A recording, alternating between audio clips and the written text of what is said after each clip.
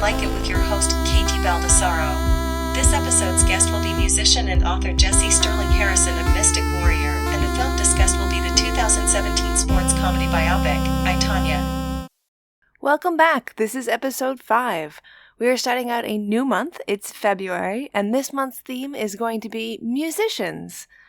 This episode, we're going to have musician and author Jesse Sterling Harrison, who worked with me as Corrosion Overlord on the film soundtrack for Girl in the Basement, which you can see on YouTube just by Googling Girl in the Basement. You can also find it in the liner notes. He's coming to us this time as Mystic Warrior, which is a new band that he's doing that has an album that is coming out today. As you hear this live, you will be able to go to his website. You can see it in the liner notes, of course, or you can just go and put in Mystic Warrior on Facebook. That's the easiest way to find him, and you'll find that album today, as well as other things about the band and their touring schedule. The clips in between on this episode will actually be clips from that album, so you'll get a little sampling of what to expect when you go over and check out the rest of his music.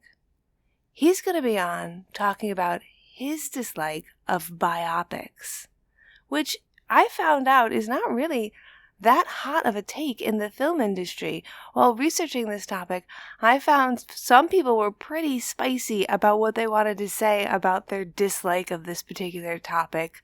The best, in my opinion, was one person said, "You could completely remove the genre of biopics from filmmaking and not affect filmmaking creatively in the least." Burn. Wow, burn.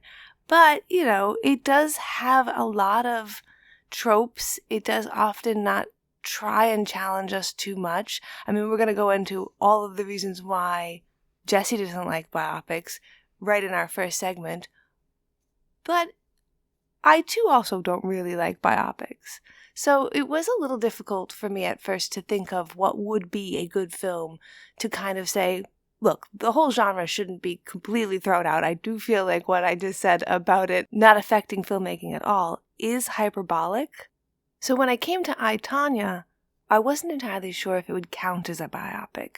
And I know that some people listening to this may feel like it doesn't. It doesn't count as a biopic. It's a sports mockumentary. Mockumentaries, in my feeling, should be about something that's completely fake. A mockumentary technically could just be any kind of fake set documentary, and this does have that aspect to it. There is a break of the fourth wall. There are characters that speak directly to the camera. But it is also about a real-life person in our world and real-life events that happen to them. And that's kind of what a biopic is, in my opinion. So we're going to include it. And if you don't feel like that is good enough for you, then, I don't know, go watch Oppenheimer again. I didn't pick Oppenheimer because it was way too long and not particularly something that Jesse wanted to watch. And again, we're going to talk about this in just a couple of minutes. What is interesting about that pick, though, is I picked that well before the controversy that has just happened with Margot Robbie and her not getting a nomination for Barbie. This film she got a nomination for but didn't win. She lost to Frances McDormand in 3 Billboards Outside Ebbing, Missouri. And I can't help but feel like there is a very common thread between this film and what is happening to the actress who starred in this film. This film is about a woman who does not get accepted for awards from an institution that is very milquetoast, very straightforward, and finds her to be too much, too loud, not the image that they are going for. So in a way, it feels like this is a very topical choice to what we're experiencing right now, even though it didn't come out of that decision in the first place, because Margot Robbie is also a woman who is causing a lot of ruffled feathers and may not be getting the recognition that she deserves, because I think she is a phenomenal actress in Barbie and also in this. And if you'd like to see more of her acting and you are not familiar with this role and you're not familiar with her performance in this, I strongly suggest that you check it out and maybe come back to this podcast after you've listened to it, or listen to it at least the first half so that you can get excited like Jesse will, and then catch it and come back to us. It's really going to be worth your time. I don't want to go too far into that and spoil what we're about to talk about, so I'll end it right there. But I do want to remind you that I am still doing movie runtime on TikTok, which is where I will review one film a day that I have ellipticaled for the duration of. I'm going to be trying all different kinds of films. If you have any suggestions, I would love to hear them. Right now, I'm maxing out at about 2.5 hours and kind of staying at the right around the 2-hour mark for most of the films that I'm doing. I'm having a really fun time doing this. You can follow me on Letterboxd by looking up KT Baldessaro, or again, check those liner notes. And you'll see all the reviews for this 4-movie runtime on Letterboxd. Or you can go to TikTok.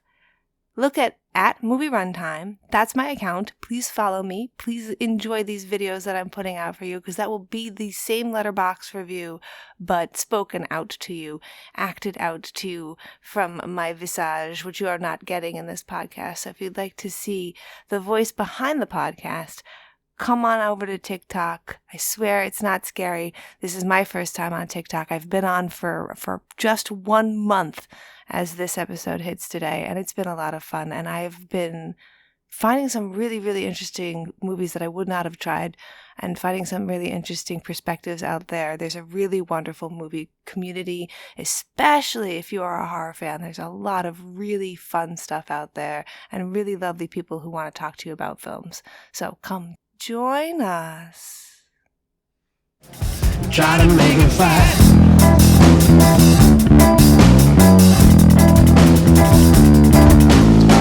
When you might recall when you had great big eyes and couldn't talk at all. Or maybe one time you saw a bar with a tough shell and a good right claw. Everybody wants to see a good fight. Welcome to episode 5, our episode about biopics. I'm joined with Jesse Sterling Harrison, who is a musician and an author and all-around really awesome guy.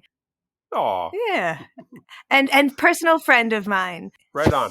So you are an artist. I often bring people on because they make art, and I think that it's interesting for other artists to talk about art because you can come at it from a bunch of different ways. This month we're doing 2 musicians.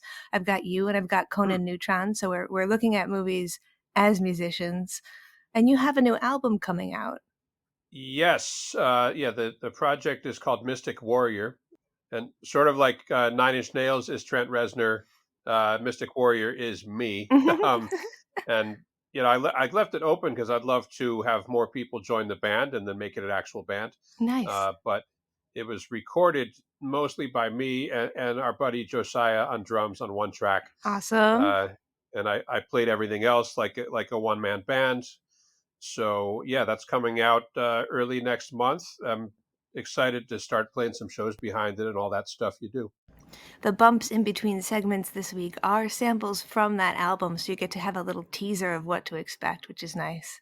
Yes, we're doing that on both. Since we've got musicians and we've got spots for music, let's put some music in this show so you guys can experience some music. If you're not familiar with the movie that we are here to talk about, Tonya, I don't want you to get disoriented and be like, I don't remember this track from that film. No, I don't. I'm guessing. I haven't seen it yet. I'm guessing that most of my material would be extremely inappropriate for that movie. Although your material is the music in my short film, Girl in the Basement. So Yes. if you want to catch some of Jesse's stuff as well, you can watch on YouTube Girl in the Basement. That'll be in the liner notes. And you can see how you're really also great at doing music for movies, like ambiance music. I don't know, what would you call that? Well, filmic is the term that we tend to toss around. Yeah, and sometimes you hear music that's not a soundtrack that sounds filmic, like something like Sigur Rós or someone like that, where it's evocative and usually wordless. So you can imprint whatever your brain wants to on the piece. I like having a cue. Like I write stuff from out of the ether. I'll be driving the truck and I'll start humming a melody, and then that becomes a song. But it's much easier to start with some sort of a cue or like a color wheel concept where someone else comes in and says, okay, well, I have this bass line. What drum beat would you play to that? Or I have this movie, what kind of music would you put to it? And so the cue already exists. Your film was the cue, Hmm. and I could just riff on that and say, okay, well, this image makes me think of this sound or this texture.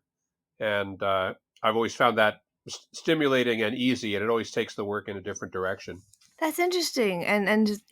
Is that the same for when you write lyrics on that, or do you feel like the lyrics just come? Do you do lyrics first if you're doing a lyrical piece and then find the music? Almost never, almost always the opposite way around. And I think probably out of habit because I started as mainly a guitar player. So I would write a guitar riff and then I'd say, okay, what comes next? I'd write a second guitar riff. Okay, it needs a bridge. All right, third guitar riff. And now here's the song. And then the lyrics would come on top of that. And that was just an intellectual exercise of playing through the guitar parts and asking myself, what does this sound like? What does this remind me of? And it has to be something that connects with something in my own life. Mm. Doesn't need to be about me, but it has to be something that I heard about or got obsessed with or saw happen or something. They're not all going to be ex-girlfriend songs. Um, I mean, Taylor you know, Swift is working that for herself, so if that works for you, do it. But yes, it's a rich vein of creativity for sure because there's always a lot of emotion behind it, but Mhm. also there's some sort of a unique event. Some sort of a pivotal event in the relationship that's rich in imagery and it makes it really easy to write about and and for people to connect with. But it doesn't just have to be love life, it could be work life, it could be family, it could be anything that's a common experience among other people. That's really interesting because I often think about people who write songs or pieces to be sung by someone else and how hard that could Mm. be for both the singer to relate and for the writer to write. It's kind of. Yeah, it is odd. And I was just listening to a podcast from one of my favorite musicians working right now, Devin Townsend, who got his start as a session vocalist. Mhm. He was uh, he was singing lead for Steve Vai, who is a guitarist who doesn't sing, but Vai had written the lyrics and Devin had to sing them. And he said after that his experience was just so weird singing someone else's words that after that he focused on writing all his own lyrics and stopped doing the session vocals. Wow. Yeah. Yeah, I can relate. So this brings me to a very interesting thing that I kind of realized talking to Conan yesterday and kind of realized while looking at our topic today of biopics. Hmm. I think that musicians have a harder time with biopics because many biopics are about musicians or famous bands, and they Mm. seem to show the creation of music or the musical creation process as being mostly luck and kind of like, oh, wait, what's that cool noise? Play it again. Or somebody says something to them and they're like, that's a perfect lyric. Hmm. That's true. Do you relate to that? I do in a sense because the creative the moment of inspiration is a moment. It's a thing that you can't Mhm. seek. You just have to be open to it all the time. And so that's I think I wrote an article about this for some music blog about how the actual process of writing the meat of a pop song or rock song is minutes long. It's not if you're working on a song for hours and hours, it shouldn't take you 6 hours to write a rock song lyric because it's like 200 words or less. It should be pretty quick. Mhm. Then it may be a quick passive editing, but all of that comes from something really small, or like a vocal hook. It could be three notes. The key lyric in the chorus could be 8 words, but there's something about that that sticks in your head when you hear it. And so Mhm. I'm sure you've been around the groups of friends and someone will say something and someone else will say that's the name of my new band or that sounds like a country song. Yes. uh, yeah, so it's this stuff is just floating around in your life or in society Mhm. or whatever, but obviously there's a process from taking that little snippet of something and fleshing it out into a full song. Yes, and I think that that's what's missing Hmm. in biopics is they make it look like it's not very much work, and it is a lot of work. Like, for me, somebody will say something, and it will be the moment of inspiration, but it won't be as big. It'll be kind of like getting grit in an oyster. Hmm. Like, I'll just sit on it and ruminate on it and work on it and push it through different lenses and try it in different tones and talk to different people about what they think about it. And eventually I'll come up with something at the end, but it's almost like when they try and depict hacking in a movie. Like, they can't do it honestly. It's boring as fuck. Like, it wouldn't look cool. Right. Yeah. I spent 8 hours overnight writing code. Yeah. That's not Yeah. filmic. It's not filmic at all. And so a lot of times when you look at biopics, there's this question of, are they going to stay true to the facts and educate us about this person? Hmm. Or are they going to like make it entertaining? And so whenever I watch a biopic, I'm worried that I'm going to like Troy isn't a biopic, but I was so worried about watching Troy because I didn't know enough about the actual history Ah. of the events that I was like, I'm going to learn it wrong. Hmm. And then I'm going to like be on Jeopardy and it'll be the winning question and I'll answer wrong because I remember what happened in the movie. Right. Yeah. It's interesting. And some people really like that, catching inconsistencies and anachronisms. Hmm. My wife Marie is such a person who catches continuity errors on the first pass through a movie or show. It's amazing. She has a very good eye. She does. It amazes me too, because I'm functioning on a completely different level if I'm involved in the material. Hmm. I'm not analytical whatsoever. I'm just letting the experience wash over me. Like the next day in the shower or driving to work, that's when I'll have my thoughts about it. Hmm. But until then, it's just I'm experiencing it as though I was there. Oh, wow. Mm, That's interesting. I do try and let myself sit before I make a review, at mm, least like an hour or two, because I will find that I'll like oscillate wildly and change my mind about things in that like mhm. period of time. And of course, if something is like picking at me for weeks, Yeah. then I guess that was a pretty good movie because I can't put down the topic. Yes. Or it's a movie with layers, Mhm. because how many movies have you enjoyed and then not thought about for 1 minute afterwards?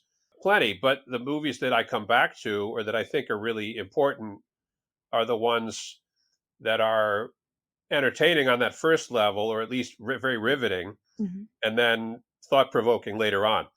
So this is a great question. Let's get a baseline on you as a film viewer. What are some of your favorite movies? Wow. Long Not Dethroned would be Fury Road by George Miller. Yes. Other movies that are up there would be Fargo by the Coen brothers, Mhm. and also A Serious Man by the Coens. That's another one. Mm. And then some more abstract movies like Tree of Life, Mhm. Upstream Color, Mm. one of my favorites ever. Okay. And then we just watched Everything Everywhere All at Once, which immediately became my top five. As soon as halfway through it, I was like, "This is a top five." you know, Easily. yeah, blew my mind. Yes. These guys, they're called the Daniels, Daniel Kwan and Daniel Scheinert. Hmm. I'm always never sure if I'm saying his last name right. They are amazing filmmakers, and what I love about Everything Everywhere All at Once is it's so unexpected and so joyous and so strange, and it really just makes you excited as any kind of artist to see something like that get embraced Yes. and just be like, oh my god, I could be my weirdest self and make my weirdest art, and it might actually be transcendent. Yes. Did you know that they originally wanted Jackie Chan to play the lead character? They did not want it to be a woman. It wasn't supposed to be Michelle. I believe I read that, Hmm. and it just I've read a few things about that production, and just everything about it seems so serendipitous. I know it's not. I Hmm. know that it was hard work on their part, Hmm. but they were really putting themselves out there into something that should not have worked as well as it did. They took a lot of chances, Hmm. and and what they made was a movie where I laughed continuously through Act Two and cried continuously through Act Three. I've never seen anything like that. Well, I am going to, as we continue to digress for just a small moment, because this is a delicious digression, I want to recommend the movie they made just before Everything Everywhere All at Once. Hmm. It's called Swiss Army Man, and it stars Paul Dano and Daniel Radcliffe. And I have to remind you that Daniel Radcliffe is in his I'm crazy phase. Wow. The premise is Paul Dano is washed ashore on a deserted island, and he's about to commit suicide when Daniel Radcliffe's body washes up on shore, and he's completely dead. But Not mostly dead. just, well, questionably dead, I Okay, guess, okay, because it turns out through the use of, I can't even tell you that much about it because it is so absurd. okay. But it is like, it's disgusting, it's beautiful, it's heartwarming, it's sad, it's humorous, it's prurient, it's everything. It's like as Mhm. messy as life could possibly be in this little nugget of a delicious film, and I think that you will Mm. enjoy it. So Ah, it's available on HBO Max. I loved it as much as I loved Everything Everywhere at Once, I think really? because I love these guys, and it also got me excited again about how weird you can make a story. Right. Well, to tie it back to music, this is like you discover an artist who's in their prime, Mhm. and then that makes you want to go back and see how they got there. Yeah. And often, sometimes the first record is incendiary and brilliant and is a unique voice and seems fully formed. But I think more often you go back and you find the earlier stuff, if you can, if it's released anywhere, and you can see the germ of the idea. Like, okay, they've got something here. It's not refined, and later 3 albums after that, you think, okay, here is an artist in their prime who's found their voice. Yeah. So yeah, I love going back to see, okay, where did this come from? What did they try prior to that and have success with, or fail miserably and learn from that? Yeah. What other beautiful paintings have they possibly made? Yeah. So, getting back onto topic with biopics. Basic question. Why do you not like biopics? I was thinking about this prior to our talk this evening, because I had a couple weeks to ponder it, knowing that we'd Mhm. have this conversation. Mhm. And I think I'm not an entirely neurotypical movie viewer. Nor am I. Yeah, it's fine, and there's so much content out there. There's something for all of us weirdos. What I found is I commit to the work pretty heavily, and that means I don't want distractions. I don't want to talk to people during the show, at least not if there's dialogue happening, because I can't hear. I literally cannot hear two voices at once. Mhm. That's just a thing I have, and so yeah, if there's dialogue on the TV show and someone across the room says, "Hey, Jesse," and then Mm. at that point, all I hear is static. I get 0% of either input, uh, and I have to rewind the show or movie and ask the person to repeat themselves. So yeah, for this reason, I guess I like stuff that transports me somewhere that I haven't been. Mm. So if something's too similar to my own life or too similar to quote unquote normal life, then I'm less likely to get interested in it. And so I find I tend to really dig world building shows or films Oh, absolutely. Yeah. because I'm learning something new and I'm being taken out of my normal life into something that's escapist. Mhm. And yeah, so usually I don't like the biopics because they're often, what's the word? They're prosaic. The world is too similar to what I've known. Mhm. There's no monsters. There's no different physics. Mhm. There's no secret society running everything. It's just it's And often they use images, especially if they're from a celebrity or a historical figure within the last 100 years. They use Mhm. images and footage that I have literally already seen. And Yes. so my brain doesn't wanna, it's like Teflon for my eyes. My brain doesn't wanna Hmm. focus on it because it's already seen it, and I get easily distracted, and I don't really wanna pay attention, and it's like, I kinda lived through this, so I remember what happened. Right. Yeah. And what I tell people who want to know what kind of stuff I like, I'll say Fury Road, and that speaks volumes. I think everyone is like, "Oh, okay," Mhm, but then at the same time, I'll tell them about Lincoln with Daniel Day-Lewis, mhm, which was a movie that my wife wanted to watch, mhm. and I sat down on the couch next to her, not tired, 6:30, 7 p.m., and I was asleep immediately. and and I'm not someone who falls asleep in movies, but that was the dullest first 2 minutes of a movie that I've ever seen. Honestly, Put me right out. that movie is so strange. I did make it a little further, although I did not make it all the way through. I will admit I Yeah. also fell asleep.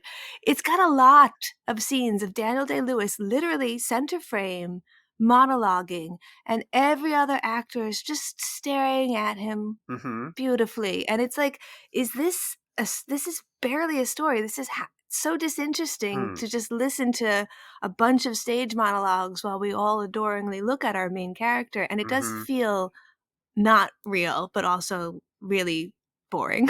Right. Well, that was definitely an Oscar bait type of film. Most biopics are, yeah. Yeah, and I suspect it was probably very well done, well edited. Mhm. That's I don't know because I didn't watch the actual movie. And when people say that a biopic is well acted, they're often just saying that the main person looked a lot like or did a really good impression of Hmm. the person, right? So it Right. doesn't even really feel like good acting. There's a show called Mindhunter that revisits various serial killers that we've all heard of and seen before, Mhm. Mhm. and in which their actors are incredibly cast to portray these serial killers who we've both seen and probably heard speak as well. And every guy they bring in just nails it. Yes. Did you see Blackbird as well? I have not seen that. The reason I'm tangenting to that is it's another show that has a serial killer in it, and the serial Hmm. killer is played by Paul Walter Hauser, Oh. who is an actor who is in this film that we're gonna watch. Oh, okay. I think he is exactly what you're describing in Mindhunter, where you got these actors who were doing an impression, but it was quite good acting, like an Hmm. example of how you could be somebody in a way that does feel like impressive acting. Oh, yeah. Yeah, to live in, Mhm. the method actors, I guess. They're going to live in some cabin with a bunch of, I don't know, skulls on the wall or something to prepare for the role. And yeah, I'm sure they have their method. I was talking to Conan, who is in our next episode, Conan Neutron, about Moonstruck and how Hmm. Nicolas Cage is such a such a method actor, that he almost didn't get Moonstruck because he had to do his audition with his two front teeth missing Oh, because he had just been in the film, like some I think it was Pretty Bird or something. He was in a film with Matthew Modine in '84 where he got into a helicopter crash and the ooh, character's supposed to lose its front teeth, so he had his teeth taken out. oh my God. Like, that does not actually add to the story, bro. That's too much acting. Yeah, that's just bragging rights at that point. Like, I'm more method than you are, buddy. Mhm, mhm. So what other biopics have you seen? As you've said you've seen Lincoln. Hmm. And I really enjoyed Amadeus. Yes, yes. That was one you asked me if I'd seen, and I have seen that, enjoyed it. I'm not sure how great a movie it was, but it was It entertaining. was very enjoyable. So as far as a biopic goes, you're like, "No, I paid attention and I enjoyed it." Right. Yeah, I'm trying to think of some other ones, and I can't think of many just because I avoid the genre. Mhm, Um, that and horror are the genres I usually avoid. mhm. One because it's too boring, and the other one because it's actually too intense. Oh. Uh, the horror films, because I live in them completely, Mhm. that shit will haunt me. If I see a well done horror movie, it stays with me in a way that I don't enjoy. Mhm. As did certain parts of Game of Thrones. Yes. Trouble me to this day, even though I enjoyed the show as a whole a great deal and thought it was probably the most ambitious TV show I've ever seen. There were parts of it that I really wish I hadn't watched. There are parts that are very, very hard to watch of Yeah. that, so understandable. I think another of the biopic films that people list that are good, you also wind up hearing about Schindler's List. Hmm. Have you seen that one? I did, and I haven't thought about it until you just asked me now. Exactly how I feel about it. So when I say good film, I don't wanna make it sound like we're going for something that we wanna say is gonna win awards, is a great film, although I do Right. feel like I, Tonya, which was nominated for a bunch of awards, falls into that. But, like, we're going for a film that sticks out of its genre of biopics in a Hmm. way that is enjoyable and enjoyable for you as well. Right. Raging Bull was another one that people mentioned. Oh, okay. I didn't know that was a biopic, and I haven't seen it. It is a biopic, it's about Jake LaMotta, and people pick it as a great exception from the biopic genre because it doesn't focus on his career as a boxer. It doesn't like lift him up as a like, here's this guy. It Hmm. talks more about his dealing with rage and how it affected his life. And so it's more acting, it's more realistic, it's more flawed. And that's part of the reason why I really like I, Tonya, because it's Mhm. not exactly the most, just say, flattering version of the story. And what's interesting is Okay. Raging Bull also was made under the approval of that person who was working on them. He saw them make the film, and when it was done, he said, "You know what? I don't think this is a very flattering version of me, but it's, it's accurate." Mm-hmm. And Right. I don't Hmm. feel like it's flattering. I feel like it's honest, though, in a way that is very intriguing. Gotcha. Well, it's that whole the Orson Scott Card speaker for the dead concept that Mm, okay, when you die, we're going to tell your life story unflinchingly, both good and bad. We're not afraid to speak ill of the dead. We're just going to say who you were and what happened, mm-hmm, and very brave concept.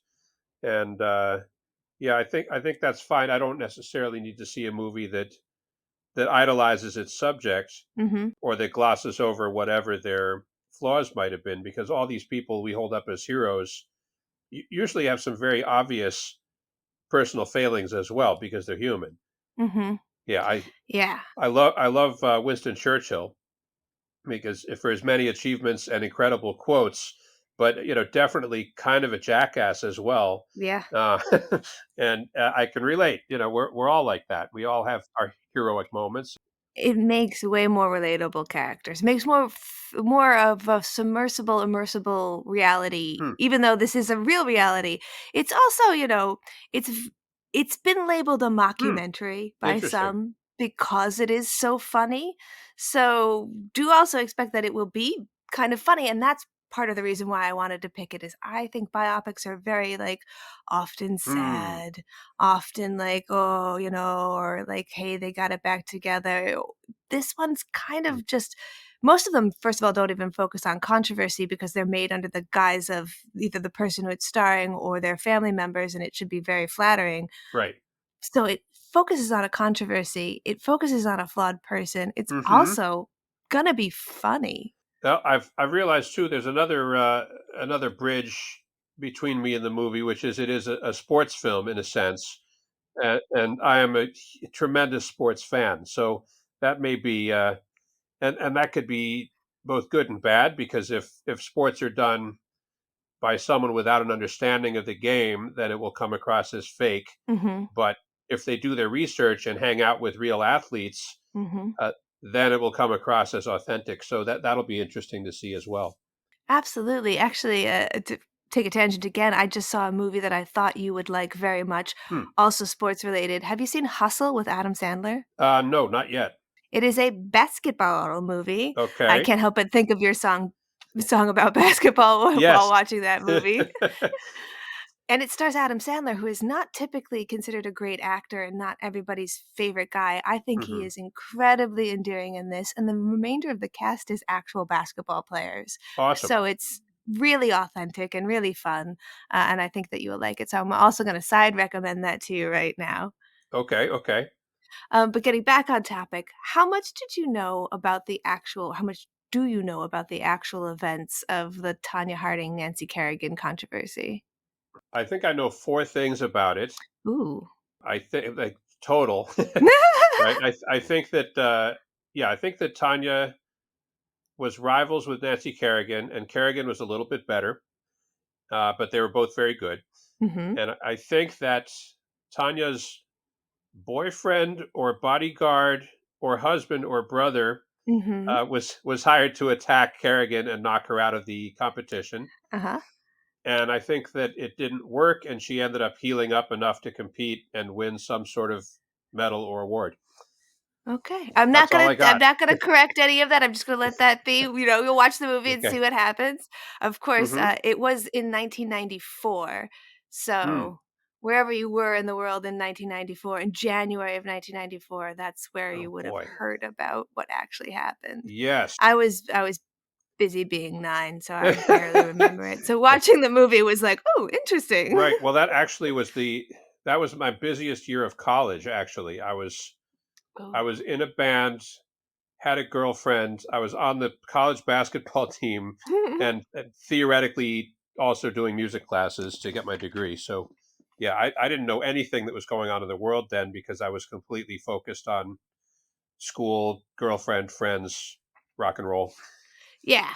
Yeah, it's hard to focus on any movies that came out the years that you were in college. I don't even Yeah. remember television from the years that I was in college, to be completely honest. Oh, we didn't have TV. We had a lounge television with 2 channels, and then I moved to an on-campus apartment with no TV whatsoever. So I missed.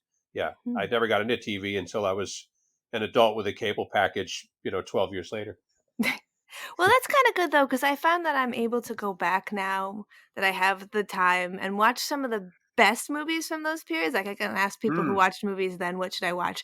Even the silly ones, like, yesterday I watched Lilo& and Stitch, which came out in 2002, and I was, like, okay. right in the height of college. I did not see that movie. It is Mm. so weird It for a is weird. Disney animated film to where it's like, "Wait a minute, this thing was supposed to destroy planets?" Hmm. But he's so cute. Yep. Going back on topic, Margot Robbie. What do you think about Yes, her? Have you seen her in Barbie? I have, and I was afraid, and I think we talked about this briefly. I was afraid that I was going to have to see. Oh no, sorry, backtracking. There were 3 movies out that Maria and I talked about going to see at the same time. Okay. One was The Creator with John David Washington. Okay.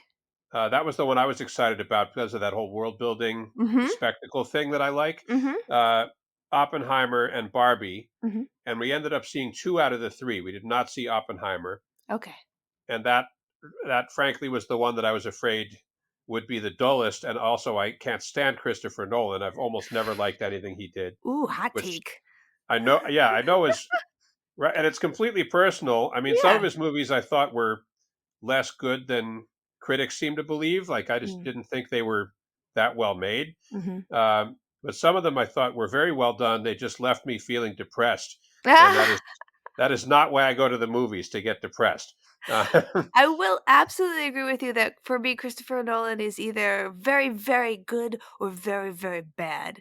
And so Hmm. that pisses me off even more because I know that sometimes he can hit it for me and sometimes it feels Hmm. like he didn't even try. Right. I'm angry that I watched all 3 of the Batman movies because I Mhm. hated all 3 of them. Um, and yet somehow I ended up getting dragged along to 2 and 3, despite hating number 1. And I'm still kind of bitter about that, but he redeemed himself a little bit with Dunkirk, Mhm. which I enjoyed because I like World War II stuff because I'm an old man, I guess. Well, Yeah. how often do you think of the Roman Empire, right? Right. Rarely. Yeah. Roman Empire movies don't do it for me. So I found that there are 2 types of people that either think about the Roman Empire or they're thinking about one of the world wars. Hmm. Yep. Ah. Yeah, well, in fairness, I was like that when I was 9 too, because I was a weird kid. So, Oh god. I don't think you're allowed to be on my podcast unless you were also labeled a weird kid. oh, geez, yeah. We Well, got yeah, them all. creative types tend to get that label. Mhm. We earn it honestly. So what did you think of Margot Robbie in Barbie, since you did see it? Um, what a strange task for an actor. Mhm. Um, it's like we need you to be coming across as completely plastic. Yeah. um, Yeah. um, yeah, and I mean, she did a good job with it. Mhm. Yeah, it's just a very I can't imagine what gymnastics you would have to go through mentally, emotionally to play that kind of role after playing quote unquote normal roles in normal movies to suddenly be playing a plastic toy uh, is kind of a leap.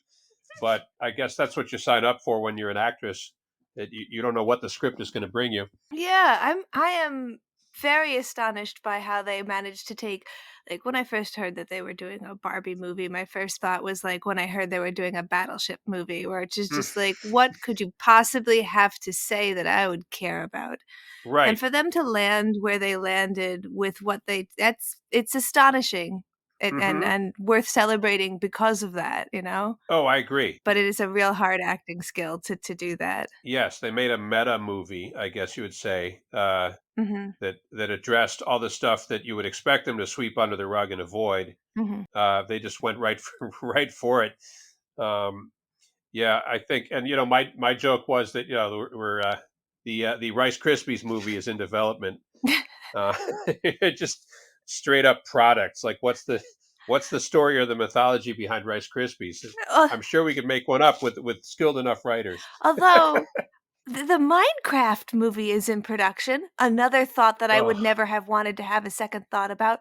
But then they keep listing the cast, and it's got Jason Momoa, it's got Kate McKinnon, it's got God, the guy from Flight of the Conchords. What's his name? not what is that guy's name?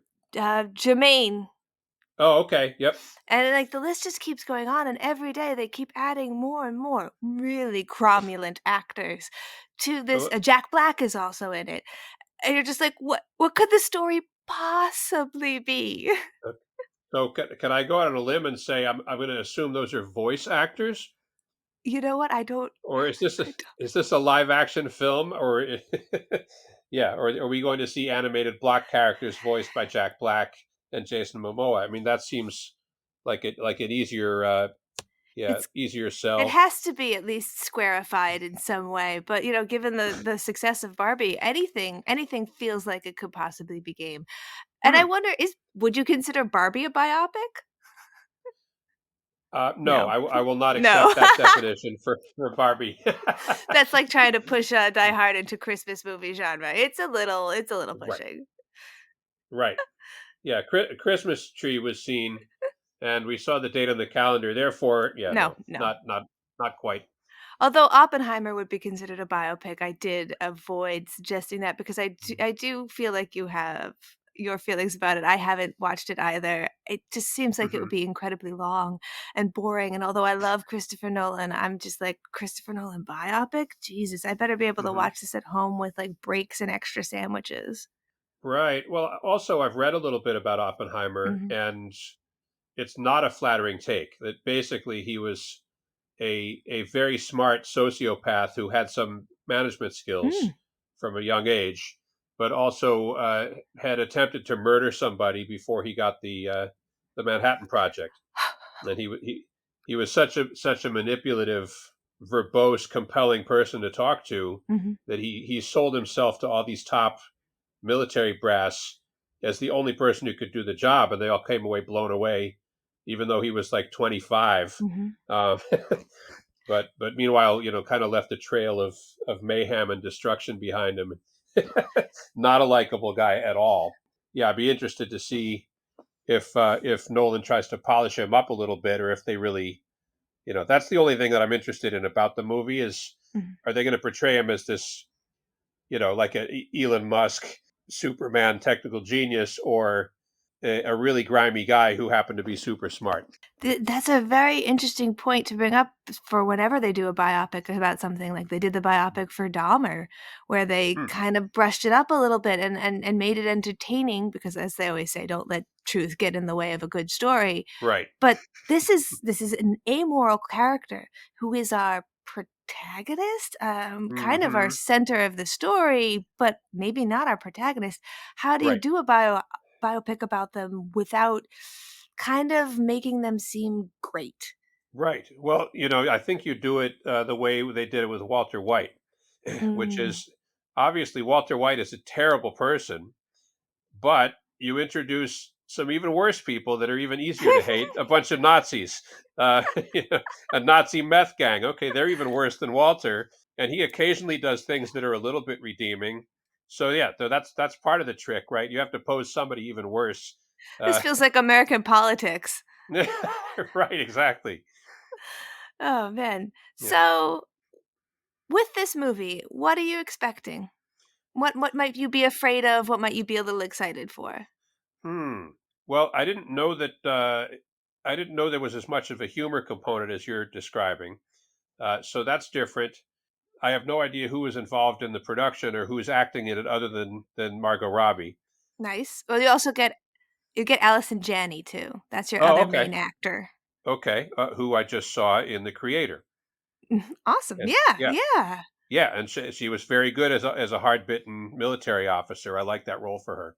Awesome. Okay, that's good. So I know almost nothing about the film, and I'm assuming because you suggested that it's not 4 hours long. Oh god, yeah, you know me. I am for the make films shorter crowd. Actually, I'll confirm Hmm. the length of the film right now, especially now that I am trying to run the length of, or elliptical the length of one movie every day, I am Ooh. like acutely aware of the length of all different movies. And Mm-hmm. sometimes I'll be like, wait a minute, this Kurosawa film is only 10 minutes longer than The Princess Bride. Wow. Like, is that short for a Kurosawa, or should The Princess Bride not have been almost 2 hours long? Right. And we've all been to a movie that was short and felt long, and vice versa. Mhm. Like we took the kids to The Incredibles 2, and that was the longest hour and 20 minutes I've ever spent in my life.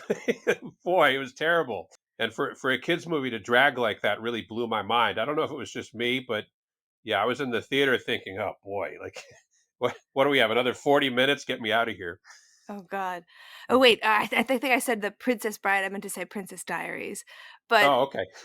yeah, the movie is only 2 hours long, which is short for a biopic by far and short for movies right about Mhm. now. It doesn't feel like 2 hours, but, most movies are just really, really bloated.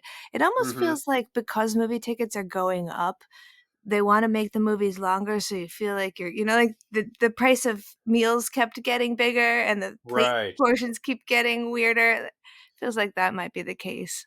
Right, and I know I read a take recently about how the studio budgets are so enormous and movies are so expensive that movies become too big to fail, and so Mhm. this leads to more and more different producers and studio execs getting their fingers in the pot. Mhm. And as any creative person knows, that's not a recipe for a unique vision or Mm-mm. uh, a strong story that's interesting or unique. The more people involved in it and the more different mandates the film has, right? It's kind of like being an employee for a big corporation. You're supposed to be amazing at everything, even things that contradict each other. Yeah, exactly. Right, right.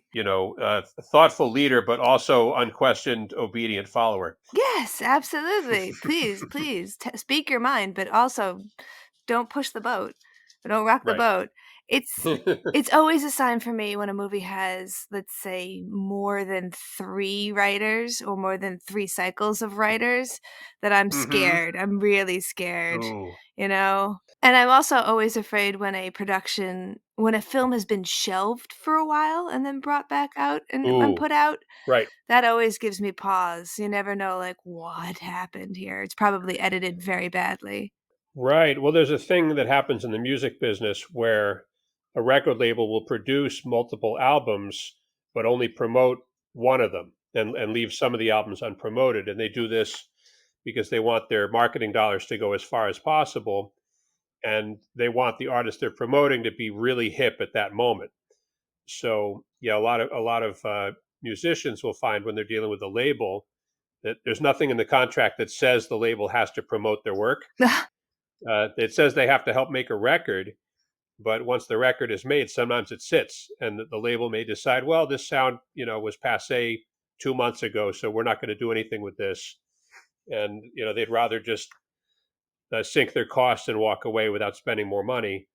And I suspect stuff like that happens with the studios too. Of course. Well, sometimes people will buy a script because another script is in production that's too similar and they just Hmm. want to snuff it. So they're literally buying it to snuff it. It's never going to get made. It's never going to see the light of day. Although maybe in like 10 years they'll find it and be like, you know what? Let's just call this the sequel to that other one, Oh yeah. which is what happened to the Saw franchise. Oh, catch and kill, right? That's what they call that.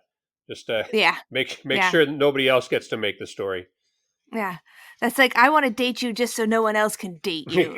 Ooh, Yep. that's sociopathic. Oh yeah. Well, and that's business as well. I mean, these Hmm. corporations are mandated to max out shareholder profit, Hmm. and yeah, they'll do whatever they have to. They have no choice. And I think that's really what's at the heart of why so many biopics are so bad, Hmm. is because they're often cash grabs by the studio to get their prerequisite awards that season to seem relevant. Like, Oh. I'll make this biopic about Priscilla this way. It'll be sad and people will care about it. The costumes will be really good, so we'll get a costume nomination. Hmm. Everybody likes Elvis, so we'll get people into buying more Elvis albums while this is out. Like, it Hmm. never really feels like it's about, hey, we have a really great story to tell about a person you don't know, or Hmm. maybe a way you didn't know this person. It always just feels like, oh damn, we need to get an Oscar this year. So what are we going to do in the biopic field? So are you familiar with the concept of a halo car? No. So in the car industry, a manufacturer will make a super awesome sports car Mm-hmm. with radical styling, something really iconic, hopefully, Yeah. and sell not that many of them because they're expensive and most people can't, have a 2-seat vehicle as their daily. Mm-hmm. But they do this even if they lose money. They do it to increase the status of their brand, Oh. to make people think, wow, Chevy makes the Corvette. That must be an awesome brand. I'm not going to buy a Corvette, but so I could. It's out there, so it makes the boring third string SUV look sexier because its big brother is a Corvette. Yeah, it's like a prestige film. That totally makes sense. Oh my God. It's amazing how the industries are barely different from one another when you start to look at it. Marketing, psyop, propaganda, all that stuff. It's just what word you use. Right, and yet amazingly, some amazing art comes out of record labels and movie studios, and even Yeah. even TV studios. It's amazing. It is amazing that anything good does get made when this kind of overall control of both of these industries exists. And that's Mm-hmm. kind of why when you find a movie like this, kind of like I, Tonya, you get so excited because you're like, wow, this is a little weird and different and fun, and it breaks the conventions. Okay. Well, you sold me on not dreading it. Awesome. Okay, so that's what this part 1 is about, getting the guest to at least not dread the movie they're about to watch for me. And of All right, course, if mission you accomplished. don't like it, like there's no prerequisite. I might lose. I have lost. Scott Mhm. did not wind up liking So I Married an Axe Murderer. He did like the movie. He said if we could edit it so that there was none of Mike Myers in it, he would have liked the movie. So that's almost a win. But Wow. just do trying the movie at all is a win for me, and I'm really excited for when we come back and we will hear about how you felt about the film. Love it. All right. Well, guys, we'll see you on the other side.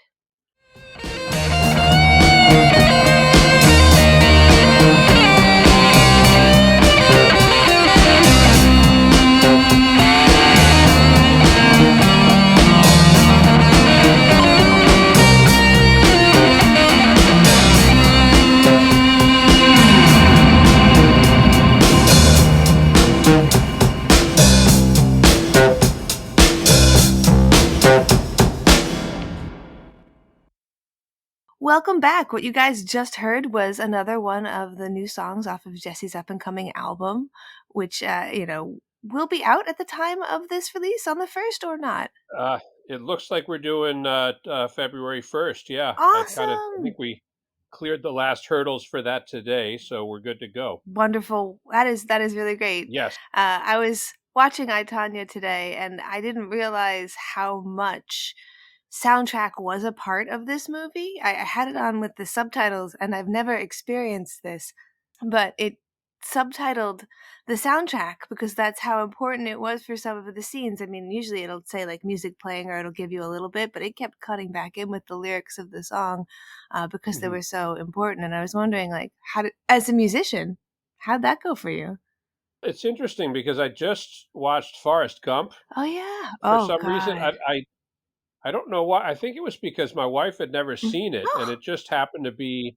It was one of those terrible weather days where we were just both home and Uh-huh. weren't working, and we just ended up watching Forrest Gump, and that was one of her weird missing famous movies, and it just recalled how the soundtrack is just a continuous stream Mm-hmm. of '60s and early '70s hits, and to the point where it's almost like, are they even missing any? Is this like the entire pop chart for 20 years of American history? And I know that was the point. Mm-hmm. And that was the same vibe I got with I, Tonya. Mm-hmm. And I couldn't stop thinking about it. So it became a little bit intrusive for me. Ah, okay. Like, oh, they're going to hit us with another '70s hit. Okay. Or early '80s in this case. Mm-hmm. Uh, Slightly later era, but they really Forrest Gumped it the whole way. And I thought it was a little bit too much, although I Okay. appreciated one particular music cue, which I'm sure we'll get to in a minute. But yeah. Yeah, yeah. The soundtrack for Forrest Gump is an incredible point in movie history in that it was Hmm. a kind of like a backwards soundtrack.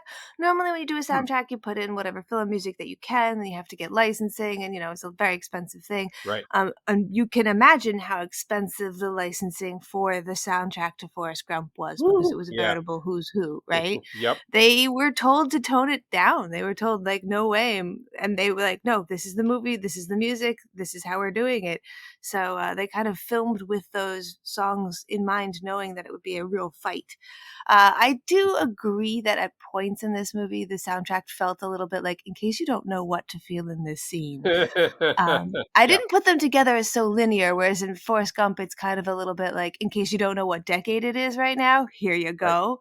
But this jumping ahead, and we won't totally do this chronologically, the point where they catch the guy who actually hit Nancy Kerrigan, and Gloria, they got your number plays, that like that exact line plays as they catch him. It's like, okay, cute. Gotcha. I can't believe I missed that, but yeah, that's a good point. There was a lot of that. I mean, I think the one you're going to talk about is the Fleetwood Mac one, right? No, good guess. Oh. The music drop that got me was "Sleeping Bag" by ZZ Top, and I need some historical context on this. Did Tonya Harding do a figure skating routine to "Sleeping Bag" by ZZ Top? I need to know. Yes, she did. Actually, that Wow. is true. That is part of the reason why she had so much issue, is that she was trying to be true to herself in an endeavor where you are artistically judged. And I always feel like, that is really hard. I mean, as a musician, can you imagine if music was like literally competitive in that way, where like Hmm. somebody gave you, I guess it is, because people give you, Rolling Stones gives your album a rating, right? Sure, and most of us grew up doing some sort of a recital scene Mm-hmm. in school music or in private lessons. In New York State, it was the NISMA piano competition, Oh. and my particular teacher, back when I took actual formal lessons, my teacher sent all of her kids to the NISMA solo competition every year, and which I guess my parents probably had to pay for. So there's the class thing coming into play. Mm-hmm. And she said, all of my kids get an excellent in the NISMA solo. And she said it was both a promise and a threat. Mm. And I too got an excellent in the NISMA solo. And it is high pressure. They grade you on the pieces you play, and then they throw some stuff at you that you've never seen before and have you play it on the spot. Ooh, oh wow, that does sound hard. Serious pressure for a 12-year-old. That is crazy. I grew up in New York, but I didn't grow up in any kind of level of music, so I have not heard of that. And that does give me the sweats, though. I mean, I think it's so difficult. Anytime I'll watch Project Runway, and I'll just get mad at the fact that they're trying to judge the dresses, and I'm like, no, I liked that, and they're like, it's garbage. I was like, well, does it matter? Because I liked that. Right. And that's kind of what that scene feels like. It's great. It's refreshing to get to see a figure skater perform to a non-classical piece, Hmm. or a piece that's so incredibly weird. Yeah. But it's definitely not going to win you any favors. So I don't know. I came to this as a fencer, Hmm. as someone who's competed in fencing, and that is it's expensive. Like, figure skating is very expensive. There's a threshold in which you Right. have to have the gear to compete. It is elitist. It's only usually at schools that are a little bit more expensive. Although I was in a public school, and we were definitely using wicked old gear and whatever we could get. Yeah. So there's little bad news bears about it. As an athlete, how do you come to the sports in this particular one? Because we said we were excited to watch a sports movie. Right. And my sport was basketball, so the exact opposite of that. Mhm. A sport that can be played by any kid with a pair of sneakers in any city park in Mhm. America on a bent rim with no net on it, you could still play. And in places in the world where they don't even have that, they nail a milk crate to the wall and play with a sack of fabric or something. And yeah, and yet, I've been around enough snobs in different areas of life and that's where the movie got me. Mm. Uh, that's kind of a thing that I have that I really I really have a hard time when people think they're better than other people, Mm-hmm. and I have a hard time letting that go. There's just something about it that really gets me, and so that part of the movie grabbed me right away. Mm-hmm. And where it grabbed me was with Alice and Janney smoking at the ice skating rink and telling everyone else to fuck off. And that's when you're rooting for her character and don't realize what a selfish douche she's actually going to be later in the movie. Mm-hmm. But that, my ears perked up when I got to that point. Like, all right, class struggles and dealing with snobs and yeah, people that don't think you're good enough to be there. Oh, bring it on. Yeah, it's impressive how, and we were talking about this in the previous piece, that biopics often talk about how it's luck, it's not about talent, it's not about hard work, and yet here you have this poor person who's getting snobbed on, who's getting turned down on, and she's gonna just work hard enough to break through that. That's what we want to Right, hear, which is hilarious because we know how this story ends, right? right. And yet I'm still instantly like, I want to root for Alice and Jenny. I want to root for these Mhm. characters that are not the greatest people. Right. And at the end, we have Tonya, who is basically tying the whole thing together with a neat little bow and saying, see, it was because I was poor and came from the wrong side of the tracks, but not really confessing her role in this whole mess. She definitely had a role, at least as portrayed here. She was a bit shady. She was willing to do some stuff. She just wasn't excited about doing that particular stuff, at least according to her account. Mm-hmm. Yeah, yeah. So in the end, we do have some people that are tough to root for. Yes, And even the people that we're laughing at earlier in the story are also tough to root for by the end. 100%. And that brings me to the music cue that I thought you were going to talk about, which is when Tanya Hmm. does give up Jeff to the FBI, Right. and the song "The Chain" by Fleetwood Mac plays. Hmm. Which, are Right. you familiar with Fleetwood Mac? Are you familiar with the song? I feel like you probably Oh, are. of course. Yeah, Right? yeah. They're iconic songwriting and production, iconic vocals. Yeah, Hmm. I think anyone who's a music fan in the pop rock area kind of has to take their hat off to Fleetwood Mac. And especially to choose in that exact moment that particular band, because I was showing Scott a hilarious sweatshirt that says, it's such a specific sweatshirt, that's why I had to send it to him. Sorry, I can't talk. I'm thinking about the 1997 performance of Silver Springs where Stevie Nicks stares a hole through Lindsey Buckingham. Wow. So specific. I mean, this isn't Silver Springs, this is The Chain, but this song is particularly well known for like marking a point in time where the band started to like break apart as people, Right. and that's exactly what's happening to Tanya and Jeff in that relationship. What's the line particularly? Damn your love, damn your lies. Hmm. Like it feels like, and this, that again, I walk that razor's edge of like, is this just telling me what I should be interpreting by watching a simple story, or is this heightening it? I don't know with that kind of music soundtrack. Right. And a good pick there with Fleetwood Mac, who also had iconic band drama. Mm-hmm. Yeah, very, very classic, almost Spinal Tap-esque level of interpersonal drama in the band and creative tension and all that stuff. Yeah. I mean, so we're kind of beating a little bit around this. There's always with every movie stuff you're gonna like and stuff you're not gonna like. Hmm. But overall, how are you feeling about this movie? I'm giving it a 3 out of 5. I liked it overall. Glad I watched it. Mm-hmm. Some issues with it, but Mm-hmm. ultimately good job movie.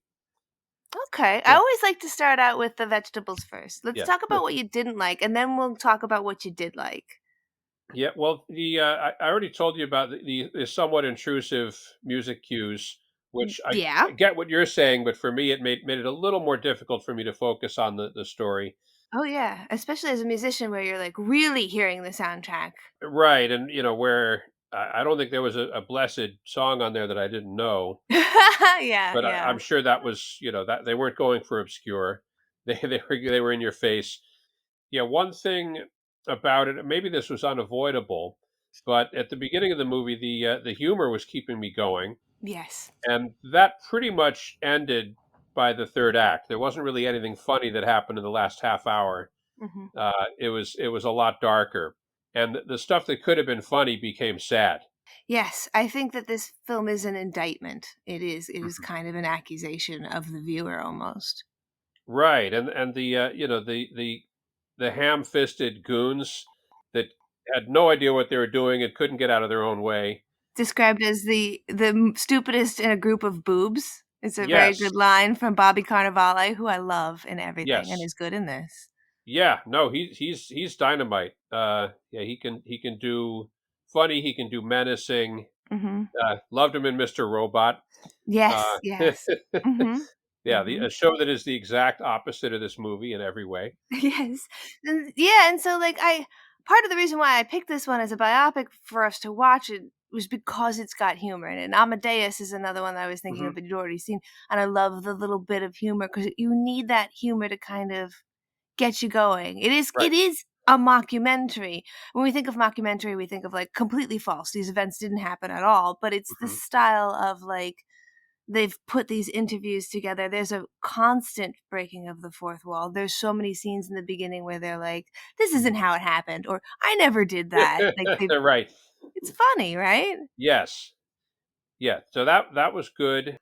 At the end, I'm trying to think of okay, the character, who is the who is Jeff's buddy who believes he's an international super spy?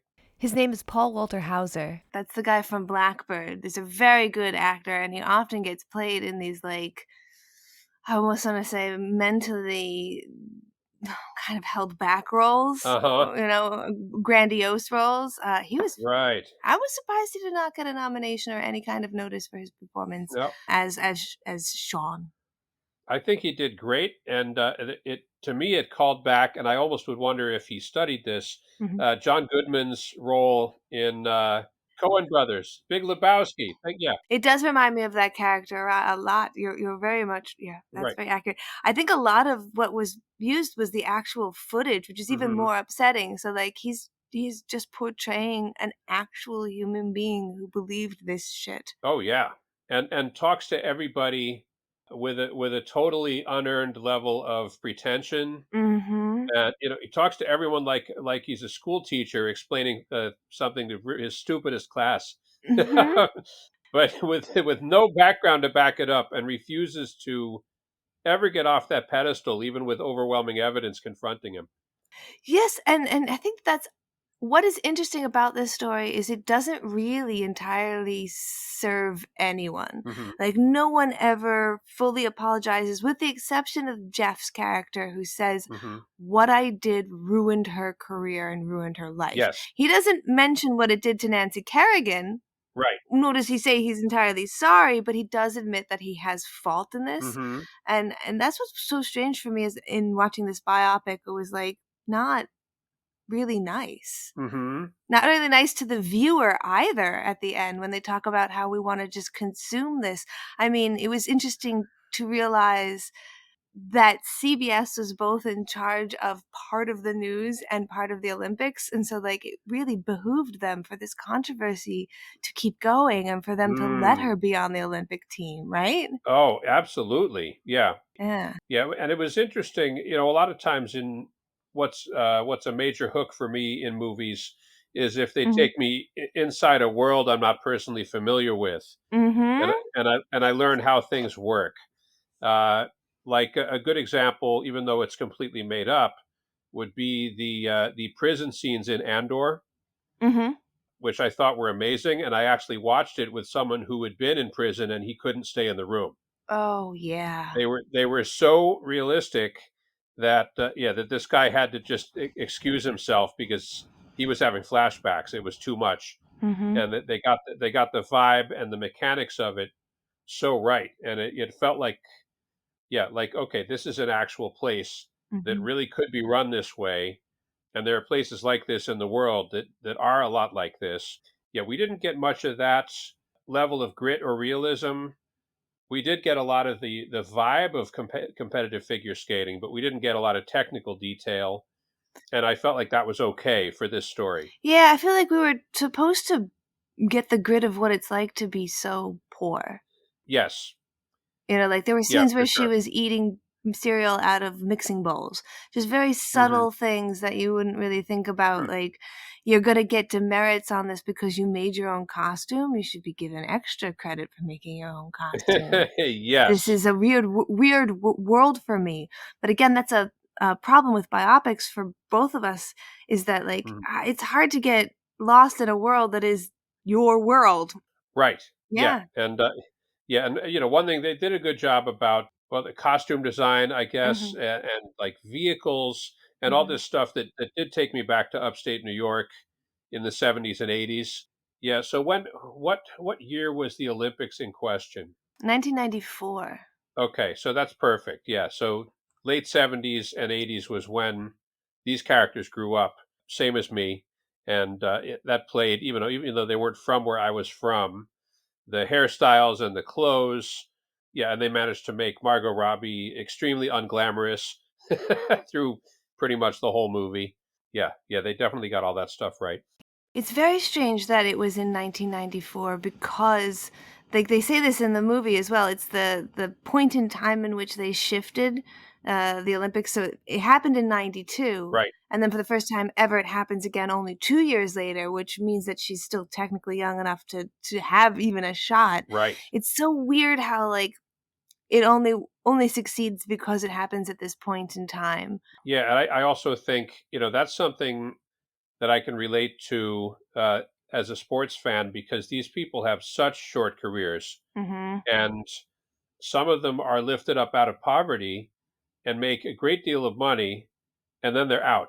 By the time they're 28, Mhm. sometimes or less. Football players, especially, they make a tremendous handful of paychecks, and their career could only be 2 years long. Mhm. At least with football players, this is a good thing that they have to graduate college to be drafted by a pro team. Mhm. Not so with pro basketball players. They can play 1 year of college or fewer, especially if they're from overseas, and be right into a pro contract at 19. And some of them are ruined psychologically by that first year in the game, and they're never right again. At least as athletes. Oh, wow. Yeah. I was really, really taken by the idea that, like, yes, I constantly hear these stories about people lifted from poverty Hmm. by their ability to play a sport and engage on a national sports team or an Olympic sports team. But this story seemed to really point at how that's just Hmm. a folktale for us to believe in to keep us appeased, and how it's really almost impossible the amount of people you have to pay, and then your parents have to be able to have the free Right. time. The cost of Yep. time is not always calculated into this thing, and how, like, you can have all the talent in the goddamn world, but if you weren't Hmm. born right, like, bless your heart. And I mean, this also doesn't even take into consideration the, like, if you were a black woman Hmm. trying to be a figure skater in the 90s, I'm sure it was also shit regardless of how much money you had. Right. Yeah. Or talk about like a literally shut door in that case. Mhm. Yeah, and that stuff, I think people don't realize enough. That stuff is still in effect. Yes. Things like old boy networks and bars to admission based on race, that sort of thing. I Mhm. read this unbelievable. It was a sports book Mhm. about Terry Francona, who used to manage the Red Sox, and when he was coaching in the minor leagues, Michael Jordan was one of his players during Jordan's brief baseball career. Oh, wow. And Francona talks about they're playing this southeastern minor league, and they're traveling around on buses. Michael Jordan, worldwide superstar, is traveling around on buses with these other Mhm. much younger minor league dudes who don't have two nickels to rub together.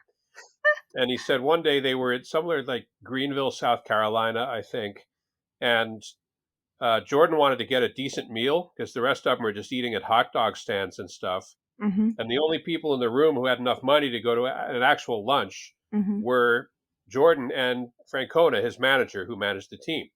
So they go to the nearest restaurant, which happens to be at this country club, and the other white patrons in the club get up and leave. They sit down because Michael Jordan's sitting there, God bless you, the, stupid idiots. the biggest star in his sport, and they hear these guys muttering, and then they all get up and escort themselves out. And that would have happened in early '90s. Mhm. And yeah, so people don't know, Mhm. and the myth is out there that these things have already been litigated and solved, but Mm-mm. Yeah, class and race in America, whew, huge deal. Yeah, and the idea that we want to tell these stories, but we want to tell them with specific versions that are good. Like we'll handpick the person we're going to have people believe got themselves out of poverty by lifting up their Mhm. own bootstraps. It really speaks to this just kind of insane frustration. Like if this movie could be a punctuation, I feel like this movie would be the interrobang, the Mhm. question mark followed by an exclamation point, which just which Right. exemplifies incredulity. Like time and time again, you're watching this and you're like, wait, did this really happen this way? Mhm. Like, I can't believe how much violence Right. happened to her in her own life Yeah. that never really, like, okay, so you can say it's a he said, she said, but there's going to be cop records. There's going to be restraining orders that were put on file for real reasons. I mean, Mhm. at one point in the movie, he shoots her with a gun but misses and gets away with it. Right. Just grazed her. Yeah, if he had been slightly more accurate, he would have shot her in the head. Yes, yes. If that account is to be believed, but Mm-hmm. unfortunately, that's never a difficult story to believe. Mm-hmm. This lower income woman was being abused by her husband. Not hard to believe. If she came forward, almost everyone would say, "Yeah, that could happen." Mm-hmm. I just thought of a weird juxtaposition with this movie. Mm-hmm. That this movie is sort of the opposite of, although I think it's fictional. Match Point, the Woody Allen film. Oh God, with Owen Wilson and Scarlett Johansson? Correct, and I can't remember the name of the anti-hero protagonist, but he, yeah, is a poor kid who comes up through his tennis skills, and then ends up just being this Machiavellian manipulator who, once he's in the circle of the wealthy people, just finds his way to get everything he wants by being a completely amoral bastard, Oof. and and by thinking a step ahead of the other people around him, and that was not Tanya Harding. No, no, but in our memories of what happened, like they say in the movie, some people remember the events as with Tanya actually being the one who hit Nancy. Oh, that's so interesting. I was young when it happened. You were younger. I think you were in college when it happened. I remember the footage of her sitting there and screaming at her leg that she'd been hit and screaming, "Why me and why me?" But I remembered it being bloody. It wasn't. It was just one hit to the knee and that's it. And I forgot that she even recovered Right, and still skated in the '94. Like I forgot right. all of that. What did you remember? I remembered that she had been hit. I think I said to you that it was Nancy. It was Tanya's boyfriend, Mhm. husband, or Mhm. bodyguard. I Mhm. wasn't sure which one it was, and sort of a combination of all three. Yeah, Uh, right? but yeah, I remembered her being hit, and I remembered that she came back to skate, Mhm. but I couldn't remember whether Tanya got to skate or not, Mhm. and I did not remember the medal results or anything like that. But yeah, I knew that Nancy was able to get back to competition. Yes, I did remember that she had the, like, shoelace thing break because that was also a big she was on they were covering her Mm, so, so much. I mean, in the end, she says she became a punchline, which was very, very true. She became a huge punchline, right. and I think that the only reason it stopped to be so much of a coverage on her, and they say Mhm. this in the movie as well, which I completely forgot, Right. is that it happens just before O.J. Simpson kills Nicole Brown Simpson. Wow. Or Yes. allegedly. Well, I guess that, Yeah. whatever. Right. Right. No, no, no, no, Yeah. no. Before that became the biggest story on the planet for about 6 months. Yes, because these both happened at the birth of the 24-hour news cycle. Mm, Prior to these, we didn't have that. So it creates this just, the Olympics have to be pushed forward an extra 2 years. There hmm has to be the birth of the 24-hour news cycle. Like, this really does happen in a vacuum where it's, for lack of a better term, a perfect storm that totally fucks poor Tanya Harding. Yes. And we kind of just consume her soul, like the American people. hmm Yeah. Another thing I liked about something that we haven't said a lot about Margot Robbie's Mhm. performance, but I'd love to get there. Let's do it. yeah. So one thing, at some point, a character says she skates better when she's pissed off, or something to that effect. And this is, boy, that is a real thing in sports. Yeah. Not just as a motivator, but as a performance enhancer. Mm-hmm. There are athletes who perform better when they're mad. Mm-hmm. And because basketball, shit talking is such a huge part of the game, Mm-hmm. and it can intimidate an opponent, but it can also elevate them. And you Mm-hmm. have to be careful to, who you say what to, because there are times when, yeah, if you piss off the wrong person, that player will have it in for you going forward and will play better as a result. Mm-hmm. Whereas other people, they might not be intimidated, but they're so angry that they lose their composure. Mm-hmm. Yeah, there are players who make a specialty of knowing who they can goad and who they can talk crap to and what they can say to certain people to destabilize them and just cause chaos. And then there are other people who fuck around and find out. They say the wrong thing to the wrong guy, and then they get completely shown up in front of millions of people. Yes. This is a huge And part of the movie Hustle as well. yeah. Yeah. Oh, interesting. Yeah. And yeah, so Margot Robbie nails the. There's a face. She does the face of, okay, I'm pissed off and I'm going to skate really well now. Yes. And you can see the moment she kind of looks down and then she looks up, Mm-hmm. and you can see that killer instinct is there. Yes. Oh yeah, and then towards the end, I think the last time we see that face, there's like a hint of doubt in it at the actual Olympics. Mm-hmm. Like just for a moment, she thinks, "Oh shit, this is the real deal." Mm-hmm. This is this is everything that I've been leading up to and preparing for right here, right now. And then she kind of tucks that in her back pocket and goes out there and performs. Yeah, she did a good job of yeah, striking that chord that a lot of real athletes have to get to. Absolutely. In fencing, it's a really they call it optimal level of arousal. Hmm. Zbigniew, the saber fencer, talks about how like you have to be excited enough to care to win, but not so excited that you cost yourself the victory. Right. And the getting Margot Robbie's face onto the figure skater Hmm. for this movie for the emotional result that you just talked about Yeah. was not no, it's not a small task. I mean, she did learn how to skate and did a lot of the skating herself, Hmm. but and because it's a little bit of an older movie, it doesn't age particularly well, and you can see where the mocap on her face is, but at the Interesting. time it felt a lot better for me. But they intentionally were like, we've got to use Margot's face for the skating scenes Hmm. because of her ability as an actress to really portray these subtle things. Oh, sure. Yeah, I love when I Yeah. find out that an actor had to learn a completely new skill to play a certain role. Oh yeah. I love the idea that Val Kilmer and Robert De Niro were running around with machine guns Mm. for weeks to get ready to shoot Heat, which had some of the best shootout scenes in movie history, and you completely buy it. Yeah. And it's like it's Val Kilmer. He doesn't know how to shoot people, but boy, he sure seemed like he did. Yeah. Absolutely. I love that movie. I often get mad at myself because that's Michael Mann, and I'll accidentally say that um, Michael Bay directed Heat, and I'll be Oh, like, right. no, he didn't. Totally different. Before I forget, the figure skaters who were the bodies for the triple, Ooh, which was that amazing. She was the first woman in history to be able to do that. Were yeah. Anna Malkova and Heidi Munger. Wow. So I want to make sure we say their names because they did a not small feat as well. Oh, So yeah. going back to Margot's performance, she is nominated for an Oscar for this role. Also nominated for a SAG. That's how I found out. It came in the mail as part of the SAG screeners, and I was just floored Hmm. because I hadn't even heard of it. She doesn't win. Uh-huh. The Oscar nominations just came out yesterday.